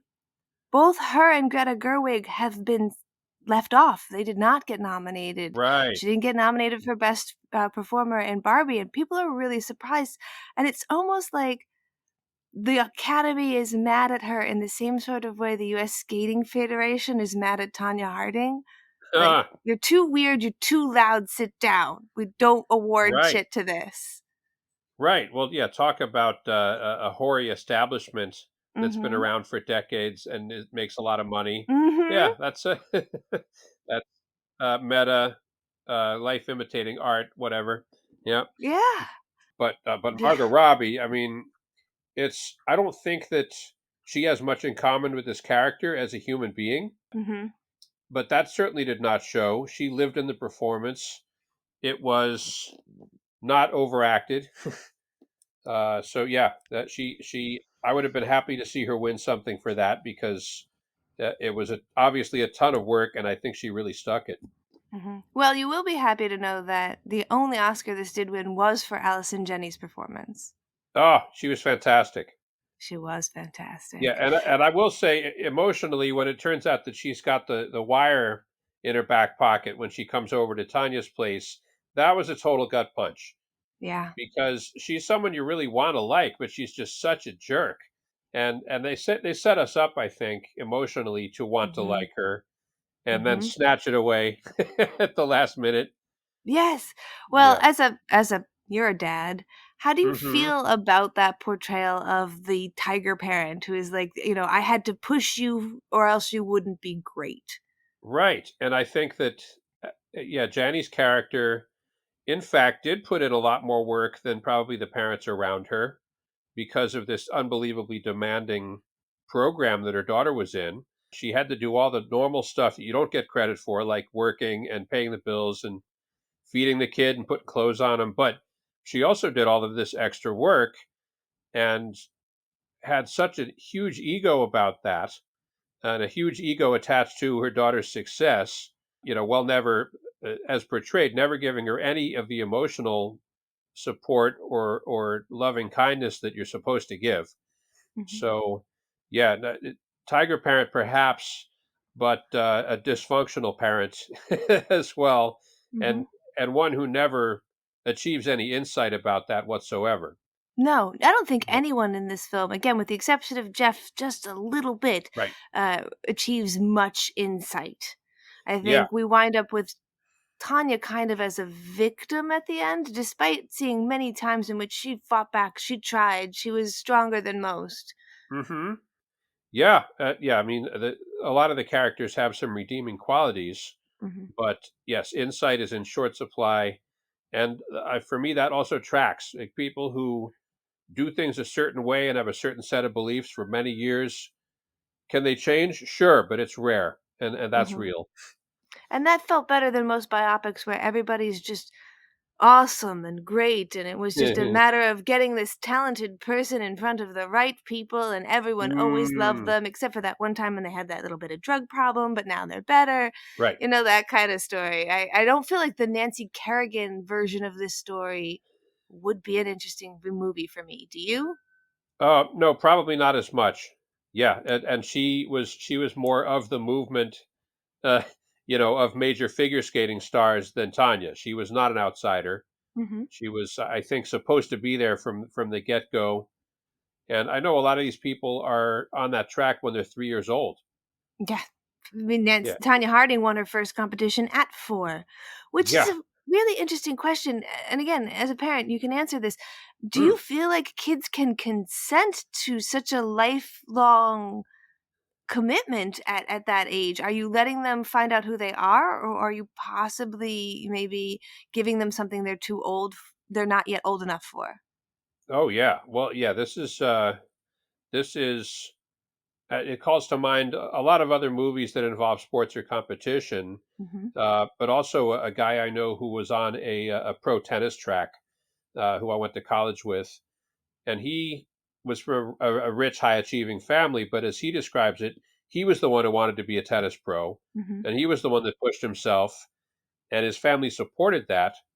And then one day when he was, and I think he was nationally ranked as a 12-year-old Wow. for that age group. He was one of the best in the country for his age and gender when he was in middle school, and was out there running suicides on the hot asphalt tennis court in high summer until he threw up. And he had a moment and he said, "I'm 12 years old. What the hell am I doing with my life?" And he stopped and he quit playing tennis Ah! and and and became a funk guitarist in a hippie band. That's great. That is Yeah, great. I'm glad that his parents also allowed for that as well. That right. sounds like a pretty healthy situation to be coming out of. Yeah, he was driving the train the whole time, and that does Mhm, happen. Like there are kids who are mhm, incredibly driven, but most kids I know, and most kids I've had, you're like, for God's sake, let's get them to try a bunch of stuff and just hope they're interested in something. And Mm. you're just hoping and praying that they catch on to some kind of activity that will, boy, that will give them all the stuff that like playing basketball or playing music has given me. Yeah. All those life lessons, back in the 1800s, you'd probably become an apprentice to someone to learn all this stuff. But these days, it's our extracurriculars. Yeah. That's how we get Well, it. it's such an Yeah. interesting line to walk, to be like, well, I want to make sure that my kid gets to express themselves and be in their body and try things they like. And Hmm. also, kids kind of need a little bit of prodding because inertia is the easiest thing. Like, it's very easy to not do anything. Right. So I remember being a kid, my mom was a gymnast growing up, very Hmm. good at it, Ah. did not want my sister and I to do gymnastics because she said the experience was not great. It was really intense. It was too competitive. Yep. It was not great for your body image, all of those things. So we were like not allowed to. Instead of being like discouraged or maybe I won't bring, like we weren't allowed to. Right. And then I find circus in my mid 20s and I'm just like, I really dig this. I wonder why. So it wound up kind of backfiring. It's like, as a parent, you can try really hard and still wind up, messing up. So it's really easy to relate to the Alice and Jenny character, even though she is kind of monster. Hmm. Yeah, for sure. And yeah, and this is always the thing, right? Is where is your ego coming into play Mm-hmm. in stuff like this? And you hear about all the parents who throw a complete shit fit at the hockey arena or a little league field Mm-hmm. over a referee's call. Get in a fight with a coach about how they're coaching their kid, Mm-hmm. that kind of stuff. It's like, okay, where does your advocacy for your child end, and where does your ego begin? Mm-hmm. Yeah, to what extent is this about how it reflects on you? Yeah. Yeah, it should almost never be that, Yeah. but it often is. Exactly. And it's so hard for people like Tonya who are truly gifted at something, who have a chance and have a shot, because there's so many Right. people around her whose egos are so frail because of the poverty that they're put in, because of the lack of opportunities just given to people in their economic bracket. Hmm. Everybody tries to kind of catch her coattails or take a piece of her or keep her in check so that she doesn't think that she's better than them when categorically she is better than so many. She is an Olympic Yes. athlete. Yeah. Yeah. And it's good. I feel very fortunate that I was never a world class athlete. I was an above average athlete, Mm, who had the privilege of being near some world class athletes. And mhm, I played with guys who started for Division I college teams. I played with guys who tried out for professional teams, either North America or overseas. And mhm. I saw these guys that could jump over me and could pick me up with one hand, and were not good enough to crack one of the major pro leagues. And they appeared to have everything. And I thought, wow, and I would tell my friends, oh, Michael Brown, you're going to hear his name. Nope. Who the hell is Michael Brown? Mhm. And they were the 1%, but they weren't the 1% of the 1%. Exactly, and biopics often tell us that you can if you're that guy. That guy just didn't try hard enough, right? Right. Yeah. Well, there's so many things that go into it. The sports people always use the term makeup. What is this person's emotional makeup? Do they have what it takes to respond to the immense Mhm, pressure that they're going to be under, and mhm, all the various temptations and distractions that are going to come into play, and the fact that not everybody is your friend. There's mhm, if you have, and this is a life lesson that I've learned. If you have even middling success at anything, you will have haters and people who attempt to tear you down. oh god. Yes. Yeah, you could have something like a happy relationship or a nice car, and there are Mhm. people that want to kill you for it. And hopefully not literally, but that will try to, we'll try to kill you rhetorically or emotionally because they Mhm. want your stuff and they think they deserve it more than you. And you don't need to be a world class anything to have those people hanging around. Yeah, But absolutely. I'm sure it's much worse if you do. Yes, exactly. Yeah. Well, it's even harder as a sports as an athlete than a musician or an actor. Hmm. I think, with actors, you achieve success and you're kind of coasting on, well, I wouldn't say coasting, you're kind of putting in these performances, especially if you're a theater or a film person, where, it gets done in a vacuum and then it gets exposed and then you can get loved for it. Mm-hmm. With sports biopics, what always hits me is these people are fighting so desperately for the ability to have a high intensity shot. Mm. Like at the end, she did everything she possibly could to get to the Olympics. She still has to skate at the damn Olympics. All of that was just to get a chance at the most insane, scary thing you could. Like they say, some people wait a lifetime. Yeah. Usually for for their wedding, for finding true love, like to Mm-hmm. get a chance to maybe find out. There's only one winner, Right. That's hard. Oh yeah, and there are so many people who go down and fail to get on top of that mountain through no fault of their own. There, Mhm. the sports world is littered with stories of people who appeared to have everything it took and were taken down by something like a random injury. Mhm.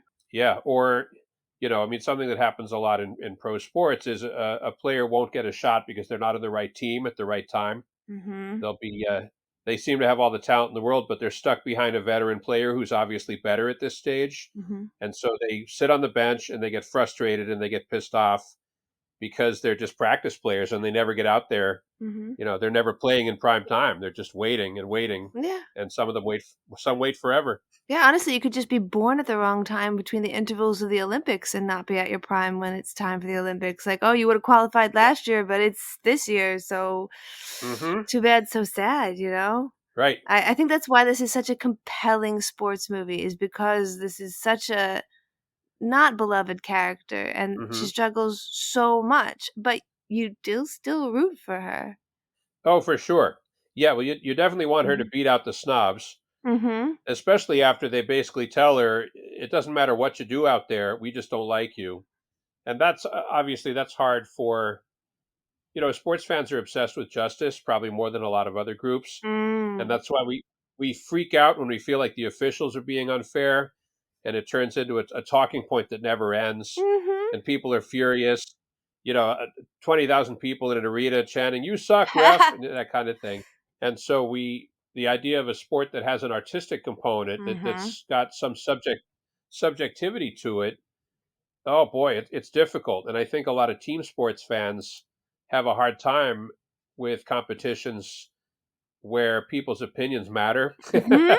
It's easier to say, okay, Jason Tatum had 33 points last night, and his team won by 5.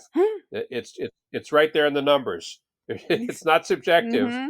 Yeah, the only part of team sports that's subjective is referees, Mhm. who usually have the good sense to stay unmentioned if they Yes. do a decent job.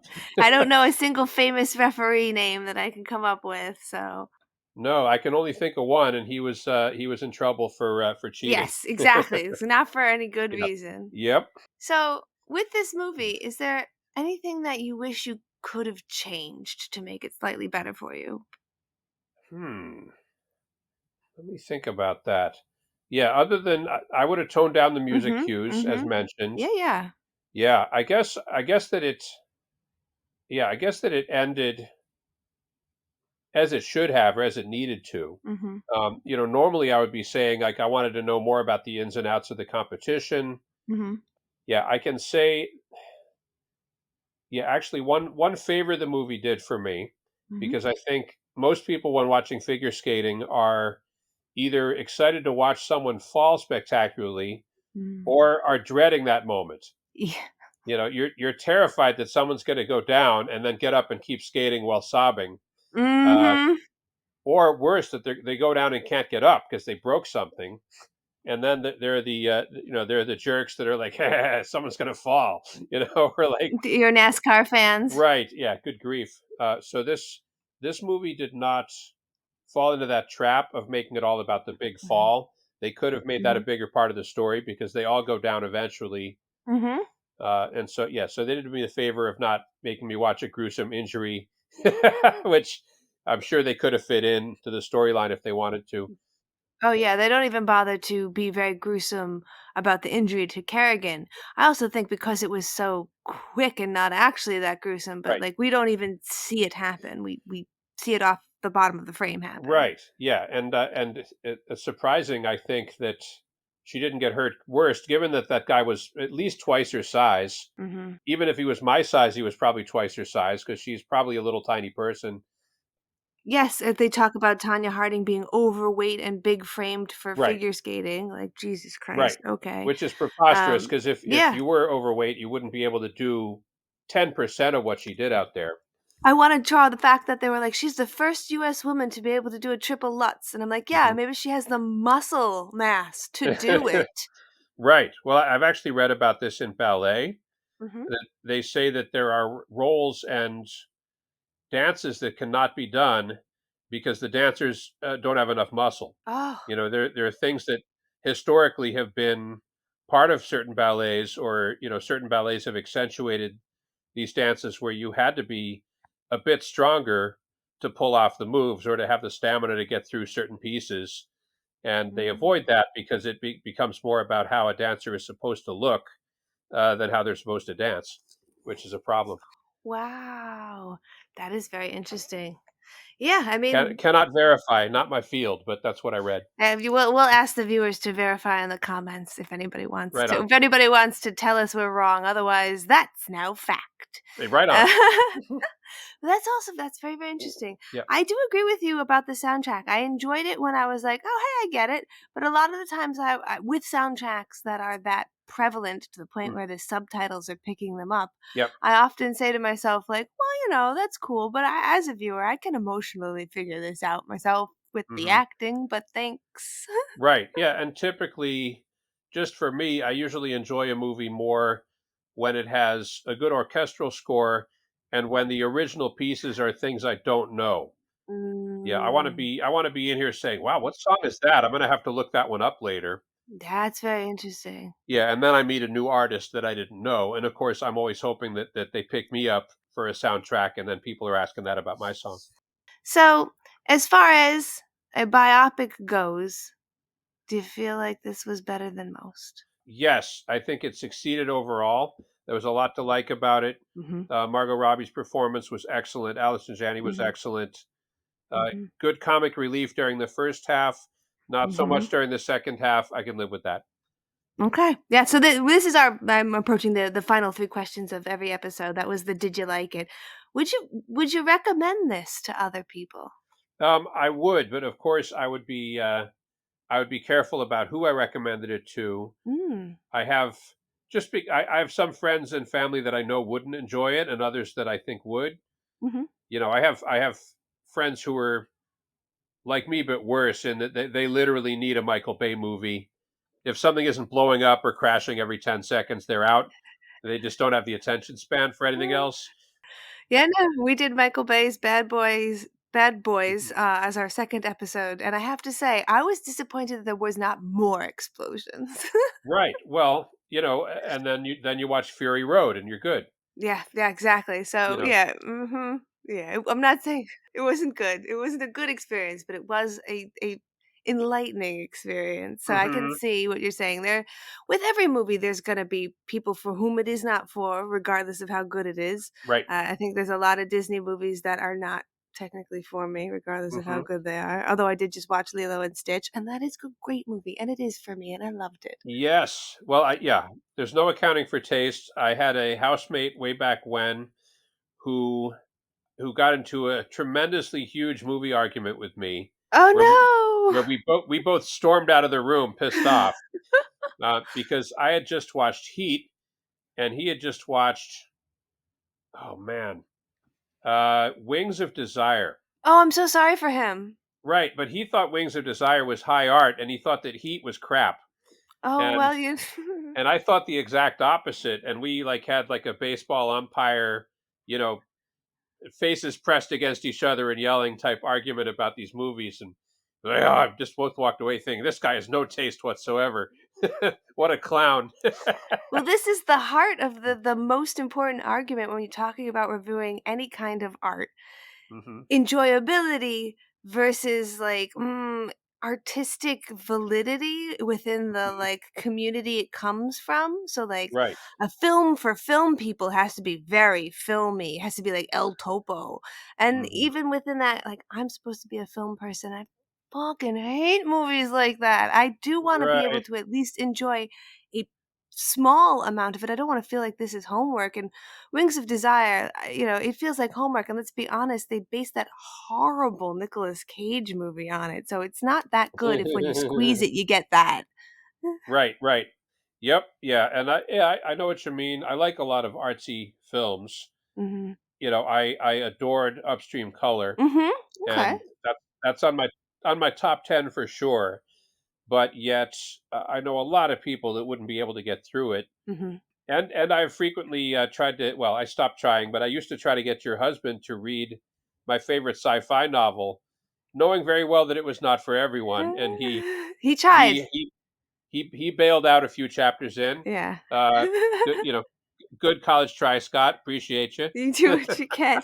Well, yeah, and that's also true is that what one considers artsy is going to be varied for people. There's some people who aren't going to see everything everywhere all at once because it's too artsy. Hmm. And for me, I'm like, no, this is like when you talk about American politics. I'm like, no, this isn't left. Uh, This is conservative. I want real left. yes, yeah. Well, when I went to see Everything Everywhere, people walked out Mhm. 20 to 25 minutes in. There were people who were stomping out of the theater, like shaking their heads, like, "What the hell did I just pay for?" And then those that stayed were pretty much giving it a standing ovation at the end. Mhm. Perfect, perfect, perfect example Yeah. of a movie that's somewhat polarizing, but really hits the spot for a certain group of people. And even what we think of as artsy has changed within time because this is a fact from the next episode where we do Moonstruck. Moonstruck was supposed to start with a song from La Boheme over the beginning intro. It's a Mm. like swooping in shot, but they had to change it to be That's Amore because people in the test audiences were walking out going, "If this is going to be an artsy opera movie, I'm out." Like 2 minutes in. Yep. So yeah, you gotta be careful. I mean, not every movie's for everyone, but you Mm. don't want to sell it too hard. And Moonstruck is a perfectly cromulent movie for everyone. Like Yeah. it's fun. I loved it. I enjoyed it. Yeah. Yeah. Eh, did you ever see a movie called Zentropa? No. I don't know who the director was, but it was a quote unquote adult movie that my parents rented to watch after my sister and I went to bed. It wasn't like a porno, but it No, was no, like yeah, not for kids. a head movie Mm-hmm. that they knew I wouldn't like. And the next morning, my dad woke me up and said, "Oh, yeah, your mom and I just watched the shittiest movie I've ever seen. I I have to show you the first 2 minutes of it so you can see how shitty it is too." Here, smell this milk. And I think it's gone bad. exactly, yeah. So he drags me into the living room and starts the V8, yeah, it was VHS in those days. Puts the VHS tape on, and it's a black screen with a voiceover that's basically like someone's trying to hypnotize you for about 3 or 4 minutes, but it's really pretentious, artsy stuff. No images at all. Just a low European voice saying a lot of big words with an accent, and just kind of telegraphing like this movie is going to be really artsy and really important. And I'm like, what the hell? And then he's like, yeah, this is where we turned it off, and he turns the tape off. Yep. So my sister has kind of coined this term, ringoing a person. Hmm. When you see a movie that is as bad as you have just described, it kind of clings to your psyche, Yes. and the only way to get rid of it is to Mm. trick someone else into watching it. Oh, wow. So she will watch an artsy movie like that and then tell me Yeah. like, "Oh, you really got to check this out," without any additional information, knowing that I will Nice. watch almost any movie anyway. And then I'll call her back. I'll be like, "What the you just?" And she'd be like, "Yeah, I just wanted to have a bitch session about this movie with somebody else." Like, "Damn you, you Mhm. ringooed me." Well, I saw the worst movie ever made. I'm convinced, Oh? and I say that with love because it takes a great deal of effort and determination to finish a Mhm. feature film. Absolutely. God love all the terrible small time directors out there who have finished their Mhm. movies Maximum respect. It's a whole village. Yes. Yeah. Somebody made an indie sci-fi called Alien: Reign of Man. Ooh, never need the colon. Ooh. And yes, it you know how like the room makes no sense, Yeah. and the script doesn't hold together, and there's all kinds of dropped threads, and so yeah, Alien: Reign of Man is 1,000 times worse than The Room in that way. Yeah. Like after the movie, I don't know a single person that could explain what it was about or what had just happened. And yeah, I have to share that with as many poor souls as I can, because Yes. it really is amazing. You almost couldn't make a more incoherent movie if that was your plan. Yeah, like if you were trying to sing off key, you couldn't sing that badly. Exactly. Oh, that's very funny because I think sometimes as I'm pitching this show to people who are interested in being on the show, Hmm. they'll be like, "Oh yeah, I think I would hate," and then they'll name a movie like that, and I'll be like, "Yeah, no, Hmm. that's a categorically bad movie. You either like watching bad movies because they're funny. I can't. Right. I'm not a magician over here. I can't pull something out of my ass and just make The Terrifier 2 a good movie for you. Like that's not what this Right. show is." Yeah, we're not watching Battlefield Earth on this show. That we are way past that now. Yeah, no, no. But I could probably find you a John Travolta movie that's not Hmm. so bad. If Oh yeah. Battlefield Earth ruined him for you, we could dial that back a little. Yeah, good example. If you think you hate that actor, well, are you sure? Yeah. Yeah, I can. I'm not a miracle worker, but I can triage. Right. It's like trying to find the John Mayer album that I will enjoy listening to. My favorite story about John Mayer, and this is great because I hear he is not a good human being. He's a little bit full of himself. My dad met Yeah. him once at a coffee shop where he was doing an open mic. Both my dad and him were just doing an open mic. Ah. And after he performed, my dad goes up to him and says, like, "Good job, kid. If you stick with it, I really think you got something here, man. Just keep practicing your practice." And this is like a month before he was nominated for like his first Grammy or something. Uh, So my dad comes home, he's like, "I heard this young guy do a song called 'Your Body Is Some Sort of, I don't know, Wonderland.'" It was cute. oh no. Bless his Yeah. heart. All right. And my final question, having Hit taken me. the ride, how do you feel? Do you feel like was it worth it? Do you feel like you learned a little bit more about biopics? Do you feel like it changed your opinion about the genre? Probably not. About the genre, no, Mm, but I'm glad I watched the movie. yeah. Yeah, it's still not good. It's not going to be the first card I pull when I go to the movie to try to see a biopic. But Mm-hmm. yes, this one, yeah, this one landed at least a double axle. Yeah, Yeah. Good tie-in. yeah, yeah, yeah. Awesome. Awesome. Well, thank you so much for coming on. And again, even more so, thank you for giving us these clips of music to put in between these segments here today. That makes my job a lot easier as well. Yes, And it makes indeed. it really enjoyable for the audience to get to hear some of the art from our artists this week. I love it. Any last words before you go? Oh, come see Mystic Warrior live. We're playing out. And yeah, hire me for your session guitar. Yes. So, if people wanted, I will put this in the liner notes as Mm. well. But if people wanted to get the album today, because it's coming out today, Mm. or find more information on you, they could go to a website. Yes, and yeah, let's see. Best place to go. The Clearinghouse is probably the Mystic Warrior Music Facebook page, where Mm-hmm. links to all else will be provided. Wonderful. That And will be in the liner notes as well. So if you're listening, you can click on that. lovely. Awesome. All right. Thanks for the plug. You're so welcome. Thanks for coming on the show. And everybody out there, thank you for listening. Everybody's getting thanks. It's awesome. Yeah.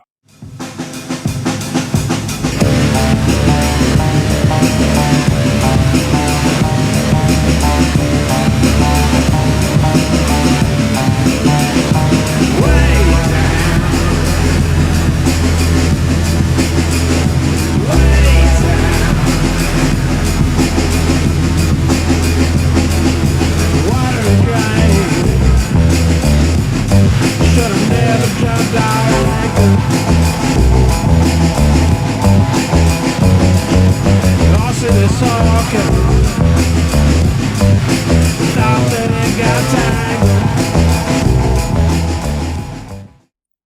What you just heard was called Orcas Biting the Dicks Off Our Floating Idols from the album named Animal Rites by Mystic Warrior.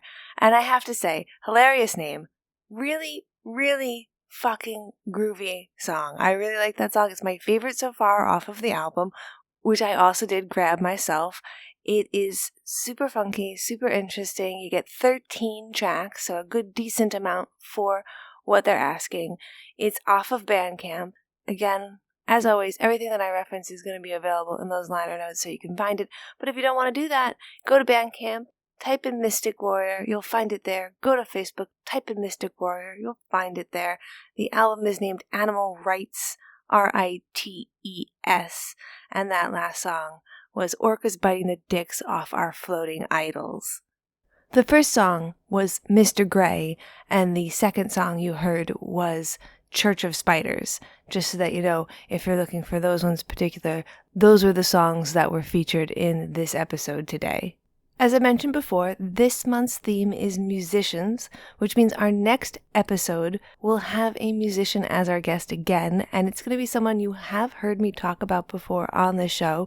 You have heard me be on shows with him as well. It's going to be Conan Neutron, of Conan Neutron and the Secret Friends. He is also of Conan Neutron and Protonic Reversal and Movie Night Extravaganza, but we're talking to him as a musician and as a really fantastic viewer of movies, so I guess also Conan Neutron of Movie Night Extravaganza. He's got a bunch of super interesting things going on besides the podcast that we're on. He's doing a thing called Caterwaul, which is a music festival out in Minneapolis, Minnesota, May 24th through the 27th. They just revealed their full band list, so go check them out. You literally just type the word Caterwaul, Caterwaul, into Google, Caterwaul Music Fest, and you're going to get that list of the bands that are available. It's looking like a really, really fun show. Go check that out. He'll be on talking to us about his dislike of rom-coms. And we're going to drop this episode a day early in honor of the fact that it's about rom-coms. And it would have been on the 15th. We're going to drop it on the 14th as a happy Valentine's Day. You can enjoy your love of the day with an episode based about whether or not there's a decent rom-com for someone who doesn't typically like the genre, because we're going to be looking at Moonstruck, a really wonderful film that I had missed until recently, and I am super surprised about how much I wound up liking it. So if you want to talk about Moonstruck, or if you just want to listen to Conan because he's a really interesting person to listen to, come on in next episode, follow us, subscribe, all of those things that you need to do, and you will find out when that comes out. Of course, I'm going to remind you one more time to join me on TikTok at Movie Runtime. That's the name. Check out these reviews that I'm doing. Suggest some movies for me to watch. Enjoy the hilarity of trying to elliptical the length of an entire movie. Everyone keeps asking me if I'm going to do Killers of the Flower Moon. I do need to watch it before the Oscars, which would mean that I'd need to do it before, say, mid-March. I'm looking at it. I did Hidden Fortress. That was 2.5 hours. This would be an extra hour longer. Maybe we could have a almost elliptical marathon, and I could see if I could get through that film. If you want to know, you'll have to follow me on TikTok. As always, thank you so much for coming and listening to these episodes and joining us for these conversations. I really, really do appreciate it.